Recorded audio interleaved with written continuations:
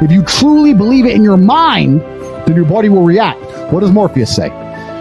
The body cannot live without the mind. Every night I dream of freedom, and then I open my eyes and I'm in the same familiar jail cell. I take a few minutes to swallow my disappointment and begin my morning push-ups. Maybe tomorrow I'll wake up somewhere else.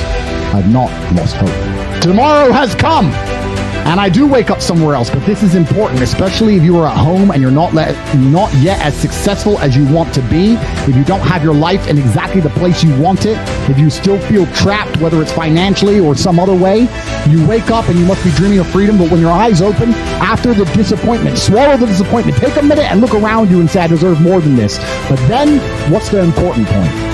Begin my morning push-ups. You must begin to work instantly. I did not miss a single day of training in that jail cell. I had no access to a gym. I had no access to any kind of workout equipment. It was just me in a jail cell with you with bottles of water, 2-liter bottles of water, holding them out as long as I could hold them out for. And then I'd drop to the ground, and I'd wait a few seconds, and I'd do it again. Endless push-ups. We had the time. That's all we had is the time and the will in your mind. I never missed a day of training. Not a single day. I didn't sit and say I'm too depressed.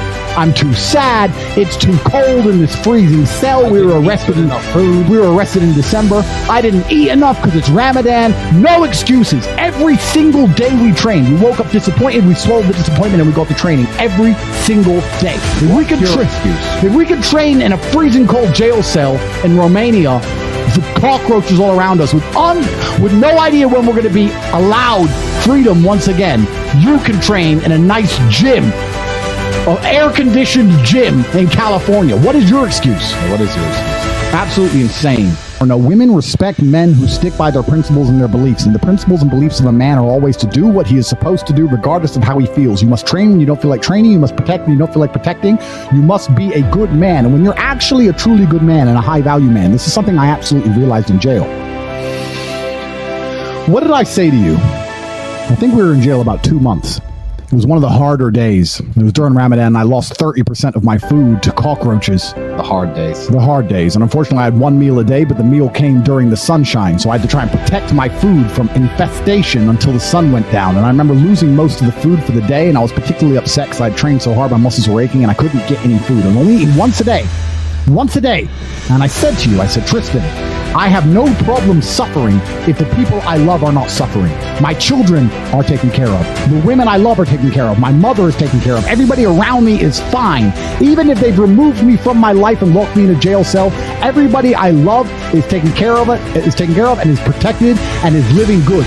I must suffer because I am a man. I am the head of my empire. I'm the head of the clan. Of course, I will suffer, but the people I love are not suffering. This is what God has bestowed upon important men since the beginning of time. Not just important men, all men. The men in the Titanic as the boat was going down, about to be sucked into the icy cold water, some of the last thoughts in those men's head, I know, was at least I saw my daughter and my wife get on that boat. Absolutely. I'm happy to plunge into this ice cold water because there they are, on that boat, away from danger. Everyone we love and everyone in the world who we care about was taken care of. And I said, Andrew, would you rather us both be at liberty, but someone else in our life suffer? Mom suffer? Our kids suffer? The mothers of our children suffer? No. I'm glad it was me. I'm glad I was the one who was suffering and everyone else was okay, because that's what being a man means.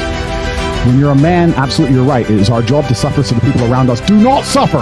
And that's why if you're a man and you're waking up every day and you're not trying your very best to be important or upgrade yourself or upgrade your character, or you're lacking motivation, then you have a serious problem, because it is your job to be capable of dealing with the insurmountable pressure which God is going to put upon you so that when you suffer, everyone around you does well. Our lives are set up that even if they throw us in a dungeon today, everybody we love will be okay. Forever. And that is what's most important. That's the most important thing. That's success. And that was absolutely comforting in jail when we discussed that and we said, everyone we love is okay. You and I just have to make it through this. And that's absolutely and utterly comforting. And if you're a man sitting at home right now, you need to sit and say, okay, if they plucked me from my life, if they picked me up and threw me in a room and locked me in a jail cell, which can happen. Which can happen to anybody, especially as they continue these matrix attacks on masculinity as a whole. Would your wife have a roof over her head? Would your children eat? Would your family be okay? Think about these things. These is what as a whole. Would your wife have a roof over her head? Would your children eat? would your family be okay? Think about these things. This is what you're working for. You're not working to make money so you can buy a Lamborghini. You're working to make money. You're thinking outside of the box and you're becoming your best version of yourself, so all the people around you will always be okay no matter what happens. It is your job as a man to suffer. And we did our job fantastically, absolutely not as we should. We always will. And we always will. And everybody around us was okay. And that is extremely comforting in times of hardship because we're built for suffering. We were absolutely and utterly built for suffering. No matter how close I came to crying inside of that jail cell, I knew all the people around me were safe and all the people around me could eat. And that's all I cared about. I used my phone calls. When I would call other people and they were asking me how I was, I'd say, we don't want to talk about me. How are you? Are you okay? Are you okay with the media pressure? Are you okay? Are your bills paid? Do you have money? Can you eat? I'm in a jail cell in Romania making sure that everyone I love is okay. I don't need their support. I don't need them to sit and worry about me. I worry about them. I sat in a jail cell making sure I could fix the problems for the people I love outside in the free world from a dungeon. That is what a man does, and you must prepare and set up your life for that. You must be prepared to be plucked from life. And understand that everybody around you who once relied on you will still be relying on you even when you sit in that jail cell. It's still up to you. You are still the man of the household. You are still the top G of your life. Only you. And if you don't pay the bills, who's going to do it? Your wife's just going to what? Go get a job, get like 5 jobs and raise your kids? How's she going to do that? You must be prepared for these things. That is what you're working for. So if you wake up every day as a man and you say, I don't have motivation to become strong, I don't want to work hard and get rich, I don't want to try and become financially free, what you're saying is that the second you disappear from your matrix controlled job, everyone who loves you and respected you and relied on you is going to starve. How can you live that way as a man? Absolutely and utterly unacceptable. Outstanding in the rain. And that actually comes on to another point that I want to mention about these other influencers and these other people out here who have influence, the ones which are controlled and taught by them and purported by the Matrix and pushed out there for everybody to listen to. What do any of them even teach? How does your life get better from listening to any of these people? What do they teach you? What do they tell you? What do they instill inside of you? When's the last time you've listened to them and felt a fire in your soul or fire in your blood to become a better man? When's the last time you listened to them and thought, I need to give more money to charity?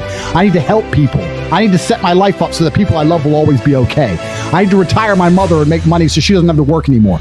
When's the last time any influencer on anywhere on the internet, any of them, any of these people streaming this garbage on Twitch and Kick and all these shit websites, when's the last time any of them have ever helped anybody?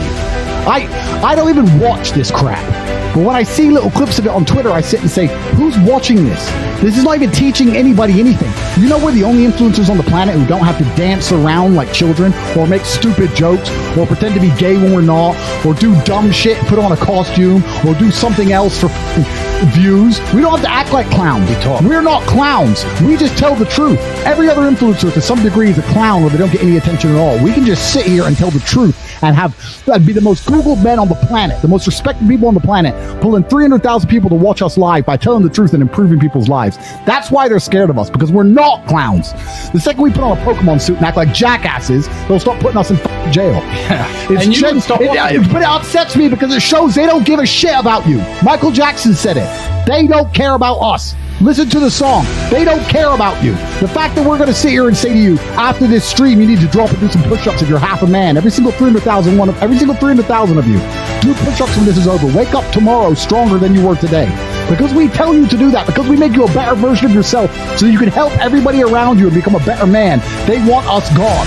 But if we were fucking clowns, we'd be allowed to sit here forever. That's why they locked us in a jail cell, to suffer. Because we try and fucking help people. It's genuinely good against evil. This isn't about some bullshit case. It's not about BBC and Lucy human trafficking. No, this is genuinely good against evil. And it upsets me in my heart that we live in a world now where the absolute evil is out here, not only trying to hurt us, but hurt everybody around us and everybody we try and help. Not only you at home, but also all the people we rely on. We have children. They're locking us in a jail cell, leaving our kids without fathers. For what? What have we done to anybody? TikTok? Sitting here telling you to be a better version of yourself and to train hard and to be dedicated, and they want to put us in a jail cell? It's disgusting what's happened to us.